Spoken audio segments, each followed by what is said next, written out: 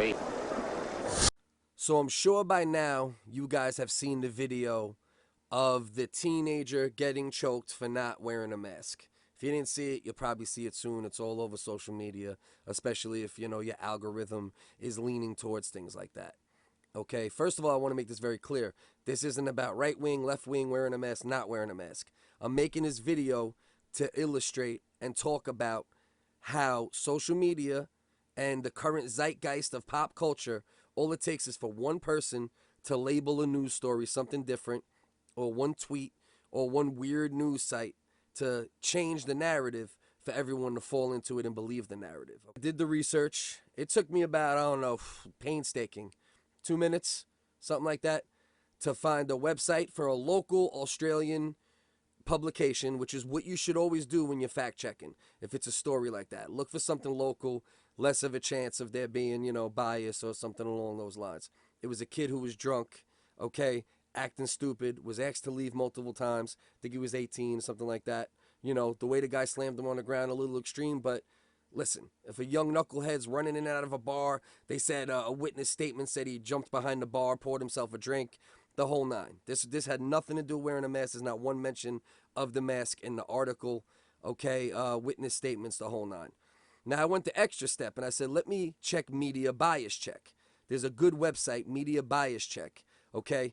And I tested it with CNN, Fox News over the years. It's legit. What it does is it tells you how the level of the news is authenticity, how real, mixture of real, fake, in between, satire, whatever the case is, okay? And it's actually a right-leaning publication. Not only is it legit because it's local, fact check, local news, witness statements, the whole nine, it's also a right-leaning publication. And we all know the right-leaning narrative is a little more, against the mask to a degree, or, more, resistant to wearing masks. So I'm just trying to, make people realize, man, and wake up a little bit here, because there's a major, major, major issue with what's going on with social media, okay, and what's going on with the news and the politicizing of everything and the handling of it and the willingness of people to just believe a narrative, see a story, see a tweet, do no research, okay? This happened to be a quick research situation, okay? Didn't take much.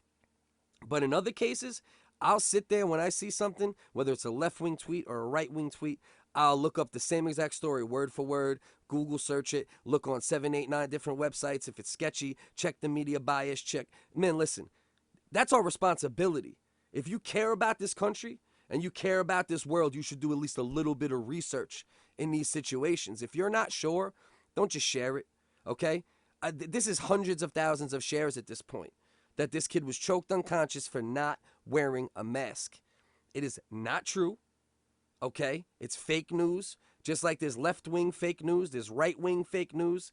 This is not a statement, a political statement. I am against the unauthentic news being pushed off as real news. And obviously, we got to pay attention to even real news, because everything is getting sketchier and sketchier as far as journalism, okay? But as Americans, we should demand better for ourselves, and we should want the truth. I don't care if you're left-wing, right-wing. They didn't want the truth with the Hunter Biden laptop, and that's a left-wing issue, okay? And there was a lot of sketchiness that went on with that Hunter Biden laptop situation, okay? This is about America. I care about this country. I care about my children. I care about my grandchildren. I care about the rest of the world and the world we're handing them. And right now, we're handing them a world where we don't think, we don't research, we just share. We click. We're in the zone. It's really getting like They Live. Okay? It was bad enough when it was on cable and CNN and Fox News and this and that, and that's still present.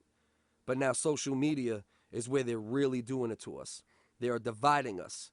They're dividing us by making us believe narratives that aren't true in order to further embolden the furthest sectors and sections of ideologies, whether political, whether religious. They're trying to continue to divide us. Let's wake up, do a little research, look into things a little bit. It's the least we could do. Took me 2 minutes on this particular one, so, much love to everyone. Focus City Don't Sleep, Cliff Focus. Follow me on @whitestguy on Instagram for comedy, satire, parody. Keep it here for social commentary, fight sports, some of the comedy mixed in, hip hop, independent talent, so on and so forth.